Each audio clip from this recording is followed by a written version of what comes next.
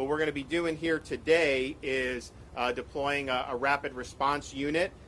This will starting at noon. We'll be able to deliver Regeneron monoclonal antibody treatments to folks.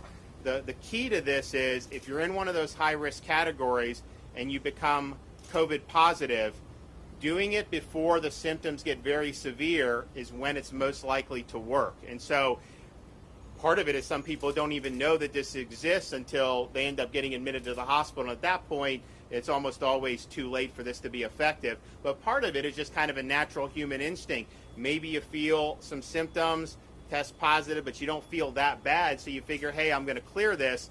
If you're high risk, though, and it progresses, then you've missed your opportunity to have this be really effective. So that early treatment is really what the Regeneron and the monoclonal antibodies represent. So that's really what we're doing. So they're going to start by just taking referrals from the health systems here in Northeast Florida, but we are going to be moving to allowing this to be done on even an individual basis, coming in and making appointments, and we think that that's something that's very important. Clearly, this has now been employed on an emergency use basis since the end of last year. So we have a lot of time to have watched what's happened, and there's clear benefits to this early treatment for keeping people out of the hospital and reducing mortality.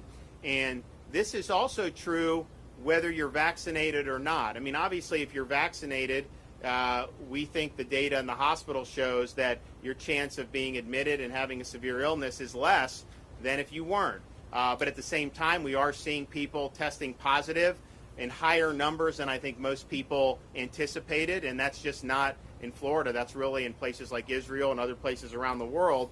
So if you're vaccinated or unvaccinated, if you're in those high-risk groups, you can still do the monoclonal antibody.